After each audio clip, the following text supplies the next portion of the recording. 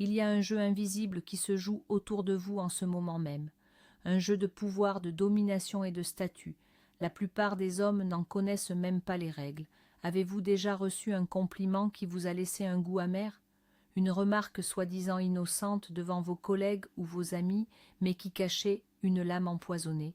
Vous vous êtes tu pour ne pas faire d'histoire, ou vous vous êtes emporté, passant pour quelqu'un d'instable. C'est exactement le piège. Aujourd'hui, nous n'allons pas parler de théories anciennes ou de concepts abstraits. Nous allons parler de la réalité brutale des dynamiques sociales. Nous allons voir pourquoi l'écrasante majorité des hommes échoue à se faire respecter face aux attaques subtiles, et quelle est la seule et unique réponse qui expose et neutralise immédiatement le manipulateur. Ce que vous allez entendre dans les prochaines minutes appartient à une minorité d'hommes qui ont compris comment transformer l'agression d'autrui en leur propre puissance. Écoutez attentivement. Et si vous avez déjà été la cible de ce genre de comportement lâche, écrivez intouchable dans les commentaires avant même de continuer. La guerre n'a pas disparu, elle a simplement changé de forme. À notre époque, les conflits ne se règlent plus à coups d'épée sur un champ de bataille. La violence physique a été remplacée par la violence psychologique. Les lames sont devenues des mots. Les boucliers sont devenus des sourires condescendants. Le problème auquel l'homme moderne est confronté est d'une complexité redoutable. Comment défendre son honneur et son statut sans paraître agressif ou fragile? Les attaques d'aujourd'hui sont furtives. C'est votre patron qui vous félicite d'avoir enfin fait du bon travail, sous-entendant que vous étiez incompétent jusqu'ici. C'est ce soi-disant ami qui fait une blague sur votre échec devant une femme. L'objectif de ces attaques n'est pas de vous blesser physiquement. L'objectif est de vous faire perdre votre calme, de vous déstabiliser. Car dans le monde moderne, celui qui perd le contrôle de ses émotions perd le contrôle de la situation. Le manipulateur cherche à vous attirer sur son terrain de jeu boueux. Si vous réagissez avec colère, vous êtes étiqueté comme le méchant. Si vous ne réagissez pas, vous êtes perçu comme une proie facile. C'est ici que la sagesse implacable du contrôle de soi entre en jeu. Commençons par disséquer l'anatomie d'une attaque subtile. Il est impératif de comprendre la mécanique de votre adversaire avant de dégainer votre propre arme. L'attaque passive-agressive est l'outil des lâches. C'est la stratégie de ceux qui désirent ardemment vous rabaisser, mais qui sont terrifiés par la confrontation directe. Ils enveloppent leur venin dans une couche de politesse ou d'humour. Pourquoi? Parce que cela leur donne une porte de sortie. Si vous vous défendez, ils pourront toujours dire qu'ils plaisantaient. C'est ce qu'on appelle le déni plausible. Voici ce qui distingue un homme fort des autres. L'homme fort voit l'attaque, mais il voit surtout la peur qui se cache derrière. Il ne voit pas un ennemi puissant, il voit un individu faible, contraint d'utiliser des tactiques de l'ombre par manque de courage. La première erreur fatale que commettent 99% des hommes est la réaction immédiate. Votre instinct primitif vous hurle de contre-attaquer, de vous justifier, de prouver qu'ils ont tort. C'est la pire chose à faire. Lorsque vous réagissez émotionnellement, vous donnez au manipulateur exactement ce qu'il désire, la preuve qu'il a du pouvoir sur vous. Il a appuyé sur un bouton et vous avez réagi comme une machine prévisible. En réagissant vivement, vous validez son attaque, vous lui montrez que ses mots ont percé votre armure. Le stoïcisme ne vous demande pas de ne rien ressentir, il vous demande de créer un espace, une fraction de seconde cruciale entre le stimulus et votre réaction. Cet espace est le royaume de votre liberté. Imaginez votre esprit comme une forteresse imprenable. L'agresseur se tient en bas, devant les murs, et jette de petits cailloux contre la pierre massive. Est-ce que le roi, assis sur son trône à l'intérieur, descend en courant pour crier sur le paysan qui jette des pierres? Non, le roi observe, impassible. Il sait que ces cailloux ne peuvent pas détruire sa forteresse. L'attaque subtile n'a de pouvoir que si vous décidez de l'inviter à l'intérieur de votre château mental. C'est le principe fondamental de l'indifférence tactique. Vous ne simulez pas l'ignorance. Vous choisissez consciemment de ne pas accorder d'importance à une tentative pitoyable de déstabilisation. Pour maîtriser cette dynamique, vous devez adopter une perspective froide et analytique. Quand quelqu'un lance une pique déguisée, ne vous demandez pas ce qu'il pense de vous. Demandez-vous ce que son comportement révèle sur lui-même. La psychologie humaine est un miroir. Les gens projettent sur les autres leurs propres insécurités, leurs propres doutes et leurs propres échecs. Si un collègue minimise subtilement votre succès, ce n'est pas parce que votre succès est minime, c'est parce que votre succès met en lumière sa propre stagnation. Comprendre cela est libérateur. L'attaque n'est soudainement plus à propos de vous. Elle devient une confession involontaire de leur propre complexe d'infériorité. Maintenant, entrons dans l'arsenal de l'homme stoïque. La première arme n'est pas un mot, c'est l'absence de mots, le silence stratégique. Lorsqu'une pique est lancée, la plupart des gens se précipitent pour combler le vide. Ils rient nerveusement pour détendre l'atmosphère. Ils changent de sujet. L'homme puissant, lui, installe le silence. Il regarde l'agresseur directement dans les yeux. Le visage neutre, détendu, sans hostilité, mais sans aucune chaleur. Il laisse le commentaire flotter dans l'air, lourd et inconfortable. Ce silence dure 3 secondes. 1, 2, 3. Ces 3 secondes sont une éternité pour celui qui vient de tenter une manipulation. Le silence retourne la pression sociale directement sur les épaules de l'attaquant. Le regard qui accompagne ce silence est crucial. Il ne doit pas être agressif, avec les sourcils froncés. Un regard agressif montre que vous êtes affecté. Le regard doit être celui d'un scientifique observant une créature étrange sous un microscope. C'est un regard analytique légèrement curieux. Vous regardez cette personne comme si elle venait de faire quelque chose de profondément absurde. Par ce simple langage corporel, vous signalez à la pièce entière que vous êtes au-dessus de la mêlée. Vous n'êtes pas la victime de l'attaque, vous en êtes le juge silencieux. L'agresseur, qui s'attendait à une réaction défensive de votre part, se retrouve face à un mur de glace. Son rire s'éteindra, son malaise grandira. Si le silence ne suffit pas, ou si la situation exige une réponse verbale, nous passons à la technique de la clarification brutale. Le pouvoir de l'attaque subtile réside dans son ambiguïté. L'agresseur se cache dans les ombres de l'ironie et du sous-entendu. Votre objectif est d'allumer une lumière aveuglante sur cette ombre. Comment? En posant une question simple, calme et dénuée de toute émotion. Par exemple, que veux-tu dire exactement par là? Cette phrase, prononcée sans aucune agressivité, est dévastatrice. Elle force l'agresseur à expliquer sa blague, et rien ne tue plus une attaque sournoise que l'obligation de la justifier rationnellement. L'agresseur va généralement balbutier. Il dira « Oh, rien, c'était juste une blague, ne le prends pas mal ». C'est la réponse classique du lâche pris au piège. C'est le moment de maintenir la pression avec une douceur redoutable. Ne le laissez pas s'échapper avec cette excuse. Vous pouvez répondre « Je ne le prends pas mal du tout, je cherche juste à comprendre la logique de ta blague. Peux-tu me l'expliquer ?» Vous restez parfaitement calme. Vous prenez la posture de quelqu'un qui veut sincèrement comprendre, mais au fond, vous venez de lui tendre une corde, et vous le regardez s'y emmêler. En l'obligeant à s'expliquer, vous détruisez le déni plausible, vous l'obligez à assumer la méchanceté de son acte ou à reculer honteusement. Une variante puissante de cette technique est le reflet inversé.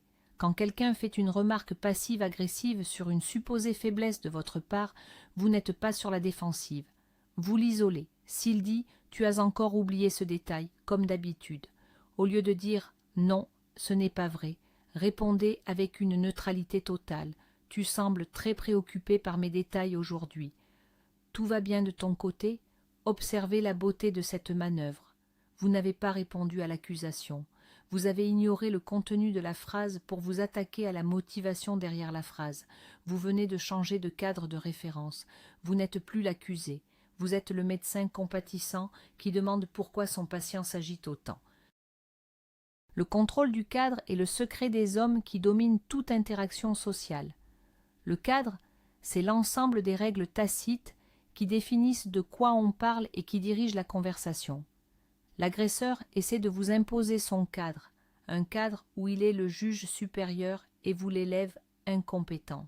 Le stoïque ne se bat jamais à l'intérieur du cadre de l'ennemi, il le brise. En ne montrant aucune émotion et en posant une question qui recadre le problème sur le comportement de l'autre, vous reprenez le pouvoir instantanément. Vous dictez les nouvelles règles. Voici ce qui distingue un homme fort Il ne laisse jamais l'extérieur dicter son état intérieur. Parlons d'une autre technique redoutable, l'accord radical. C'est l'aïkido verbal. L'agresseur vous pousse avec ses mots. Au lieu de bloquer le coup, ce qui créerait un choc, vous tirez dans le même sens, le faisant trébucher par son propre élan. S'il vous dit devant tout le monde « Eh bien, tu as pris ton temps pour terminer ce projet, espérant vous faire rougir de honte », vous le regardez impassible et vous dites « En effet, ça m'a pris exactement le temps nécessaire » et vous vous taisez. Pas de justification de votre retard, pas de colère, juste un accord froid qui vide son attaque de toute son énergie. L'agresseur s'attendait à de la friction, vous lui donnez du vide, il tombe. L'accord radical fonctionne parce qu'il prive le manipulateur du conflit qu'il recherche secrètement. Les vampires émotionnels se nourrissent de votre indignation. Quand vous refusez de vous indigner, vous les affamez. S'il dit « Ta chemise est un peu spéciale aujourd'hui », espérant que vous allez chercher à vous justifier sur vos goûts vestimentaires, vous répondez simplement « Oui, elle l'est, point final ». Le silence qui suit sera exclusivement à son désavantage. Les autres personnes présentes verront une attaque mesquine rebondir sur une montagne de confiance en soi. Votre statut social n'est pas diminué, il est exponentiellement augmenté. Il est essentiel de comprendre pourquoi vous vous sentez touché par ces attaques en premier lieu. Le stoïcisme antique nous enseigne que nous ne souffrons pas des événements, mais de la perception que nous en avons. Si la pique subtile de votre collègue vous blesse, c'est parce qu'une petite partie de vous croit qu'il a peut-être raison, ou parce que votre ego exige l'approbation universelle. C'est ici que le vrai travail interne commence. Un homme fort n'attend pas la validation des autres. Il a construit son propre système de valeurs. Il est son propre juge suprême. Si le juge interne sait qui il est, les murmures extérieurs n'ont aucun poids. Imaginez qu'un fou dans la rue vous traite de chien. Allez-vous vous mettre à quatre pattes et aboyer pour prouver qu'il a tort? Allez-vous pleurer de rage? Non. Vous l'ignorez car vous avez la certitude absolue de ne pas être un chien. Appliquez cette certitude à vos qualités, à votre intelligence et à votre intégrité. Quand quelqu'un attaque subtilement vos compétences, réagissez avec la même indifférence que face à l'homme dans la rue. Le manque d'impact sur votre visage prouvera instantanément l'irrationalité de son attaque. L'impassibilité n'est pas une façade que vous portez, c'est le résultat naturel d'une confiance en soi profonde et inébranlable. Un autre angle d'attaque subtil très courant est la fausse sollicitude. L'agresseur prend une voix douce pour vous rabaisser. Tu as l'air tellement fatigué, tu es sûr que tu peux gérer ce dossier, c'est un poison subtil. Si vous vous énervez, vous confirmez que vous ne gérez rien. Si vous baissez les yeux, vous avouez votre faiblesse. La réponse stoïque doit couper à travers cette fausse douceur avec une netteté clinique. Vous le regardez droit dans les yeux, la voix posée et grave. Je gère parfaitement ce dossier, mais je suis curieux. Pourquoi ressens-tu le besoin de t'inquiéter pour moi? Encore une fois, vous retournez l'objectif de la caméra. Vous l'exposez. Cette méthode d'inversion est particulièrement efficace en groupe. Les attaques subtiles sont rarement lancées en tête-à-tête. Le manipulateur a besoin d'un public pour que sa petite manœuvre vaille la peine. Il espère que le groupe rira avec lui, vous isolant socialement. En utilisant la clarification ou le miroir verbal devant le groupe, vous ne le forcez pas seulement à reculer, vous l'humiliez publiquement sans jamais élever la voix. Le groupe qui était prêt à suivre l'agresseur changera immédiatement de camp. Le groupe suit toujours le leader le plus calme, le plus serein, celui dont les émotions sont impossibles à pirater. L'importance du ton de votre voix ne peut être sous-estimée. Une phrase parfaite perd tout son pouvoir si votre voix tremble ou si votre timbre monte dans les aigus. Sous l'effet du stress, la respiration s'accélère et la voix devient ténue. Le stoïque s'entraîne à ralentir. Quand la pique est lancée, prenez une respiration lente par le ventre. Sentez l'air remplir vos poumons, laissez tomber vos épaules. Ensuite, répondez. Votre voix doit résonner depuis votre poitrine. Elle doit être grave, lente, posée. Une voix lente dégage une autorité naturelle. Elle murmure au subconscient de la pièce « Je ne suis pas menacé, je suis en contrôle ». Il y a un concept puissant à intégrer. l'inaccessibilité émotionnelle. Soyez un coffre-fort dont vous seul avez la combinaison. Beaucoup d'hommes font l'erreur d'être trop ouverts, cherchant à créer du lien social à tout prix. Ils dévoilent leurs insécurités, pensant attirer la sympathie. Le prédateur social utilisera ces informations contre vous plus tard, lors d'une attaque subtile. L'homme fort conserve une part de mystère. Il est amical, mais jamais naïf. Il ne distribue pas les plans de sa forteresse à n'importe quel passant. En limitant les vulnérabilités exposées, vous privez le tireur d'élite de ses cibles. Cependant, être inaccessible ne signifie pas être rigide ou paranoïaque. L'ironie véritable, l'humour intelligent entre hommes de valeur existent et fortifient les liens. Comment faire la différence entre une vraie blague entre amis et une attaque passive-agressive? C'est simple, la vraie blague crée de la chaleur et de la camaraderie, même si elle pique un peu.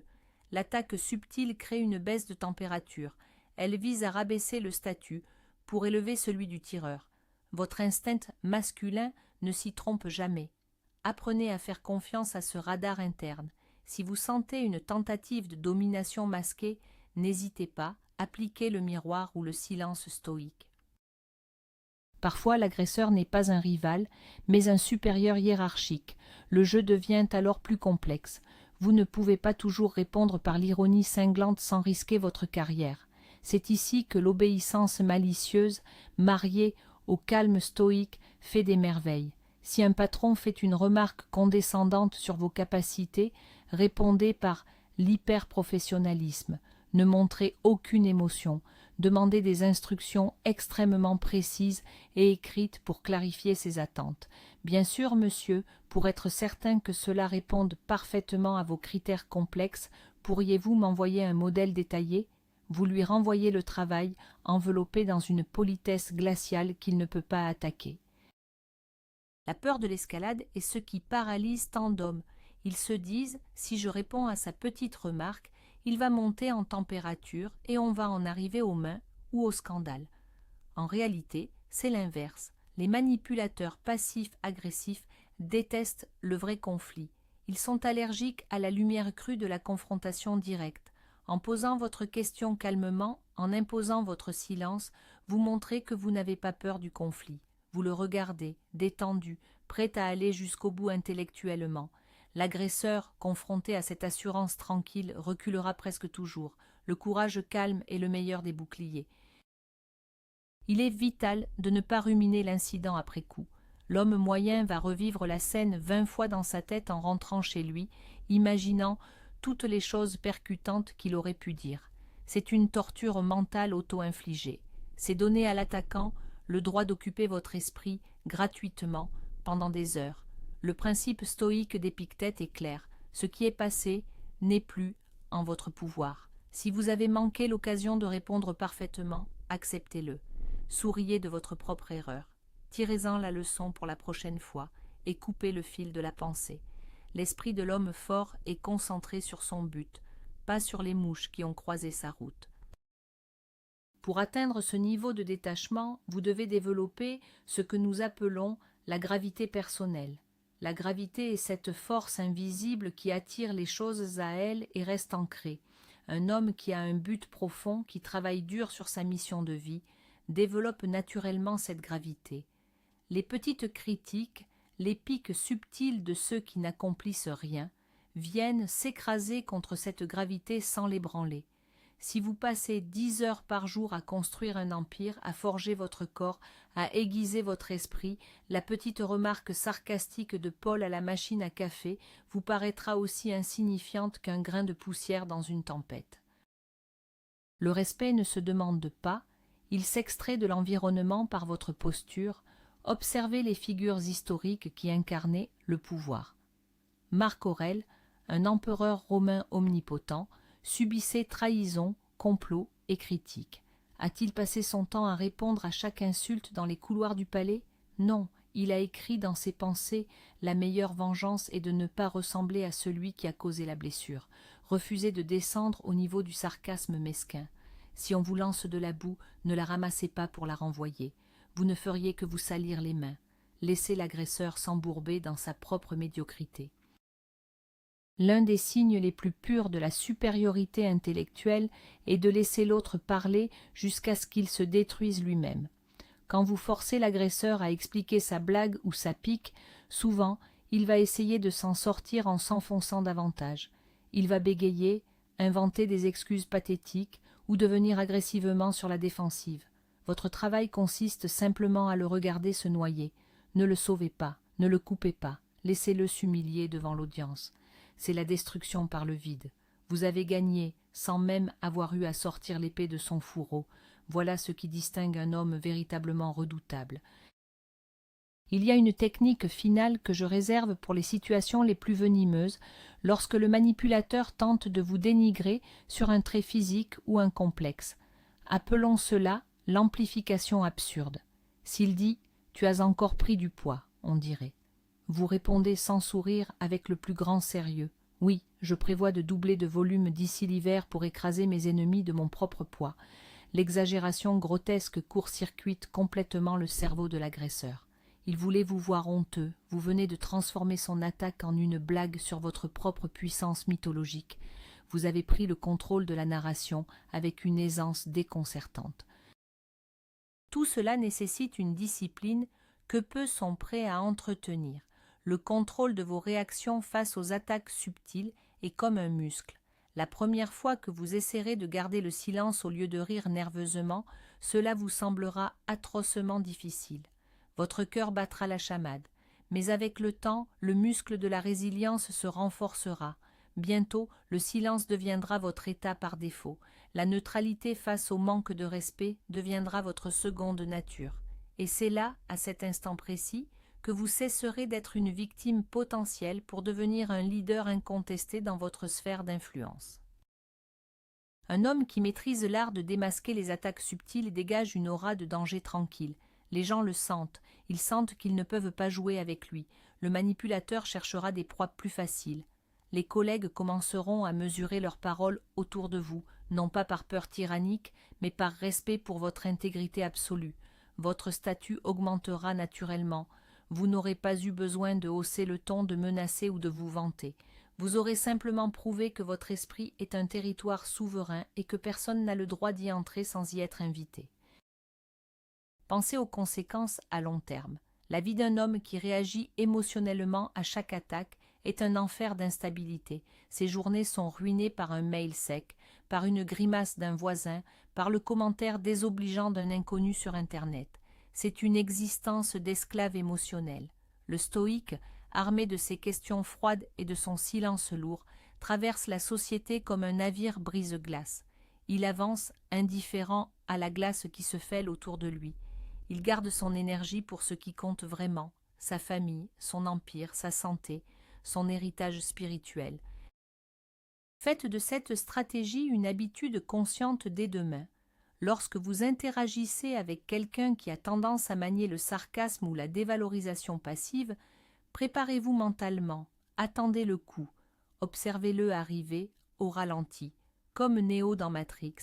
Laissez le coup passer dans le vide, fixez l'adversaire dans les yeux, comptez jusqu'à 3, posez votre question chirurgicale, observez sa chute, appréciez la sensation de puissance absolue qui naît du fait de ne rien ressentir là où vous étiez censé exploser de colère.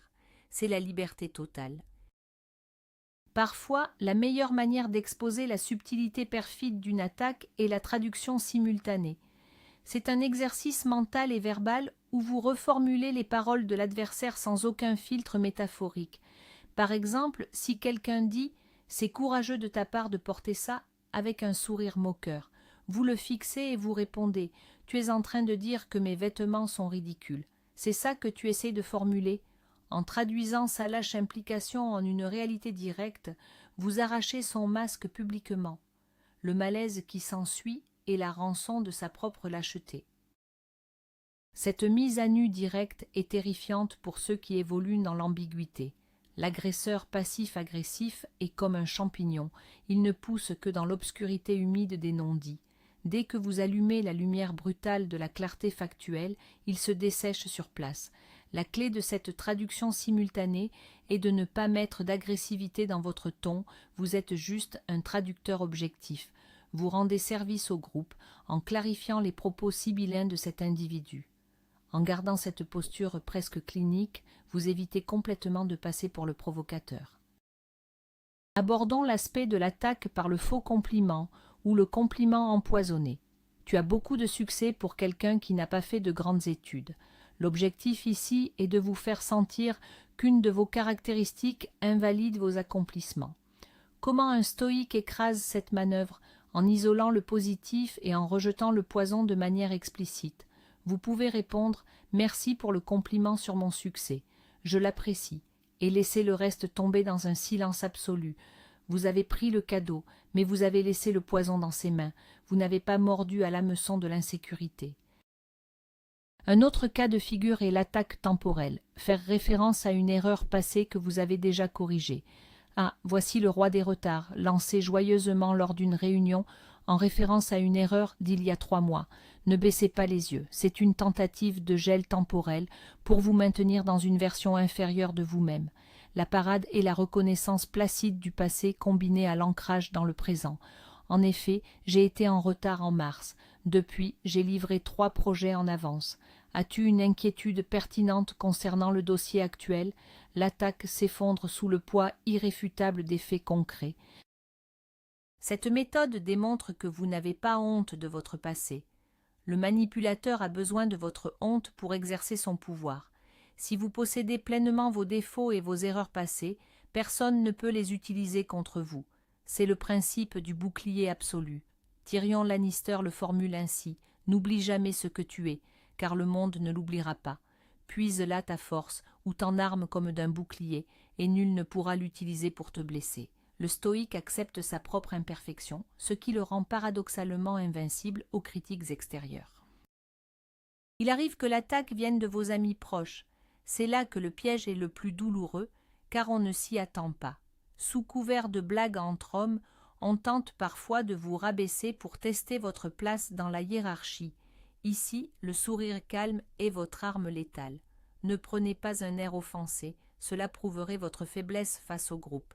Gardez un petit sourire narquois, regardez votre ami et laissez planer un silence. Ce sourire dit « Je vois très bien ce que tu essaies de faire, mon ami, et c'est mignon, mais tu es hors de ta ligue. » Ce langage corporel subtil affirme votre domination sans casser la dynamique de groupe. Parfois, l'attaque prend la forme de l'exclusion subtile. On organise quelque chose devant vous sans vous inviter, ou on parle d'un sujet que vous ignorez délibérément pour vous faire sentir extérieur. L'amateur va s'insérer de force dans la conversation ou montrer du ressentiment. L'homme élitiste utilise le désintérêt poli. Il montre physiquement que sa propre présence est plus précieuse que leur acceptation. Il se retire de la conversation avec aisance, consulte son téléphone ou va parler à quelqu'un d'autre avec un charisme renouvelé. L'indifférence face à l'exclusion est la marque suprême d'une valeur personnelle inestimable. L'explication derrière la lâcheté de ces manipulateurs est souvent ancrée dans leur propre vie pitoyable. Quand un individu vous attaque en douce, rappelez-vous ce fait scientifique. Les gens heureux, accomplis et puissants n'ont pas de temps à perdre à attaquer les autres subtilement. Ils sont trop occupés à construire leur empire. L'attaque subtile est exclusivement la signature des médiocres, des jaloux et des stagnants. En réalisant que cette pique vient d'une personne qui, en secret, déteste sa propre vie, la colère que vous ressentiez se transformera très vite en une sorte de pitié froide. Ne gaspillez pas votre énergie vitale sur des gens que vous ne respectez pas intellectuellement. Pourquoi la vie d'une personne qui manque de courage pour parler franchement devrait-il altérer votre rythme cardiaque? Pourquoi laissons-nous le pouvoir de gâcher notre journée à des individus que nous n'inviterions même pas à notre table? Reprenez le contrôle de cette autorité. Décrétez aujourd'hui même que seules les opinions des hommes et des femmes que vous admirez auront le droit de pénétrer votre sphère émotionnelle. Le reste n'est que du bruit de fond. C'est l'essence même du développement de l'armure mentale. Cette armure ne se forge pas en évitant les gens toxiques, mais en apprenant à se tenir au milieu d'eux sans subir leur toxicité. Vous devenez le phare au milieu de la tempête, les vagues se brisent sur vous, le vent hurle, mais la lumière reste stable, droite et imperturbable. Chaque attaque subtile que vous neutralisez par le silence, par une question calme ou par une traduction directe, rajoute une couche d'acier à votre mentalité. Ces manipulateurs, sans le savoir, deviennent les poids qui musclent votre stoïcisme. Pratiquer le stoïcisme face aux attaques nécessite aussi de maîtriser sa physiologie. Un corps tendu envoie au cerveau un signal de danger. Un cerveau en danger sécrète du cortisol et prépare la réaction de combat ou de fuite. Pour briser cette boucle toxique, l'homme fort pratique l'ancrage physique. Lorsque la pique est lancée, relâchez consciemment vos mâchoires. Détendez les muscles de votre ventre. Sentez le poids de vos pieds sur le sol. En forçant votre corps à la relaxation, vous forcez votre cerveau rationnel à rester aux commandes. Vous ne pouvez pas être intellectuellement brillant si votre corps panique. L'avantage asymétrique que vous possédez en pratiquant cela est immense. Les 99% des autres hommes agissent en pilotage automatique émotionnel. Ils sont des marionnettes dont on peut tirer les fils par quelques mots bien choisis. En coupant vos propres fils, vous devenez une anomalie dans le système. Les manipulateurs sont terrifiés par les anomalies. Ils ne savent pas comment gérer un homme qui refuse de jouer le jeu du conflit émotionnel. Votre simple présence paisible devient une menace pour leur fragile ego de manipulateur. Parlons d'un scénario spécifique, le détournement intellectuel. Vous exposez une idée complexe et quelqu'un la résume d'une manière incroyablement simpliste ou idiote pour vous décrédibiliser. L'attaque est subtile, car l'autre fait semblant d'essayer de comprendre. La contre-attaque ne doit pas être de répéter avec colère. La réponse d'élite est de valider l'incapacité de l'autre. Vous le regardez calmement et dites « Ce n'est pas tout à fait ça, mais ce n'est pas grave, c'est un concept nuancé. Laisse-moi l'expliquer d'une manière plus accessible. Vous venez d'inverser le statut. Il voulait vous faire passer pour un idiot incompréhensible. Vous le positionnez publiquement comme quelqu'un qui manque de capacité de compréhension. La politesse est votre arme de dissimulation. Il ne faut jamais paraître impoli lors de ces démonstrations de force. L'impolitesse donne prise à la critique. Si vous restez d'une politesse exquise, courtois, respectueux en apparence, mais que vos mots frappent avec la précision d'un scalpel, vous créez ce que l'on appelle une dissonance cognitive chez l'adversaire et les spectateurs. On ne peut pas vous reprocher votre ton, on ne peut pas vous reprocher de l'agressivité. Vous devenez un spectre intouchable. La politesse glaciale est la marque des stratèges supérieurs. Il est fascinant d'observer le changement de dynamique de pouvoir dans les semaines qui suivent l'application de ces techniques. Au début, le manipulateur essaiera peut-être de redoubler d'efforts, croyant que votre calme n'est qu'une façade temporaire. C'est le fameux test de consistance. Restez ferme, refusez de plier. À la 3e ou 4e tentative échouée de vous déstabiliser, son cerveau primitif enregistrera l'information de manière permanente. Cet homme est trop dangereux à attaquer, le retour de flamme sociale est trop coûteux. La relation se transformera alors en un respect, même s'il est distant. N'attendez pas de ces personnes qu'elles vous aiment. C'est une autre erreur de l'homme en quête de validation. L'objectif de la diplomatie stoïque n'est pas de faire de vos ennemis vos meilleurs amis. L'objectif est d'instaurer des frontières inviolables. Être craint et respecté pour son intellect et sa fermeté est infiniment supérieur au fait d'être apprécié pour sa flexibilité et sa docilité. Comme le disait Machiavel, si l'on doit choisir, il est plus sûr d'être craint que d'être aimé. Dans le cadre moderne de la psychologie de bureau, il est plus sûr d'être respecté pour son calme absolu que d'être aimé pour son approbation constante. Appliquez ce filtre de détachement non seulement au travail, mais aussi dans vos relations personnelles. Les femmes, par exemple, sont souvent maîtres dans l'art de tester le cadre émotionnel d'un homme par des pics subtils. C'est ce qu'on appelle les tests de congruence. Si vous réagissez de manière excessive, avec insécurité ou colère, vous échouez au test. Vous prouvez que vous n'êtes pas un roc-roc, mais un roseau qui plie au premier vent. L'homme de l'élite sourit, regarde la femme avec amusement et ne laisse pas sa pique érafler sa carapace émotionnelle. Son calme imperturbable devient le summum de l'attraction. La vie est trop courte, trop précieuse, et votre potentiel est trop grand pour laisser les petits jeux d'ego de personnes insignifiantes dicter votre état mental. Imaginez l'énergie que vous récupérerez lorsque vous cesserez de vous défendre émotionnellement contre ces fantômes.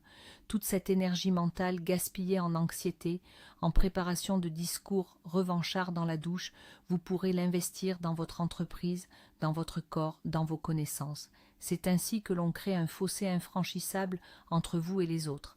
Pendant qu'ils jouent à se lancer des pics, vous construisez un gratte-ciel. Le secret ultime du stoïcien n'est pas qu'il supporte la douleur de l'insulte. Le secret, c'est que l'insulte n'atteint même pas son cerveau en tant que douleur. Elle est transmutée en information. Une attaque subtile n'est qu'un paquet de données qui vous renseigne sur les insécurités de votre interlocuteur. Ah, il attaque mon apparence, il doit se sentir physiquement inférieur. Ah, il attaque mon salaire, il doit avoir des problèmes financiers. Votre cerveau agit comme un radar militaire. Vous ne prenez pas les bips du radar personnellement, vous vous en servez pour cartographier le terrain ennemi avec précision. Dans ce jeu d'échecs psychologiques en 3 dimensions, vous êtes le joueur, pas la pièce. Le pion se met en colère quand on l'attaque. Le joueur observe le plateau, analyse l'intention derrière le mouvement adverse et avance son cavalier en silence pour neutraliser la menace. La maîtrise du stoïcisme moderne, la maîtrise de ses réponses chirurgicales face aux attaques subtiles, c'est exactement cela. Passer du statut de pion esclave de ses émotions au statut de grand maître, architecte silencieux et indomptable de sa propre existence. Avez-vous remarqué comment le silence peut peser lourdement ? Plus vous êtes capable de supporter l'inconfort du silence après avoir posé une question de clarification, plus l'autre personne s'y noiera. La plupart des humains ont une horreur viscérale du vide dans la conversation.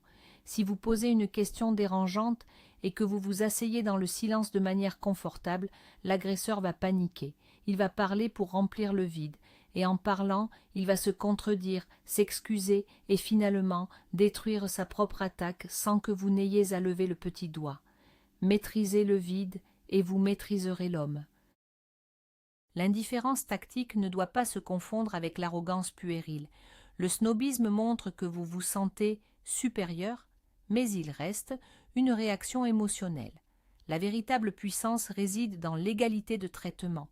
L'homme fort traite l'agresseur avec la même neutralité polie qu'il utiliserait pour s'adresser au facteur ou au caissier du supermarché. C'est l'absence de traitement spécial qui est la plus grande des insultes pour un narcissique ou un manipulateur.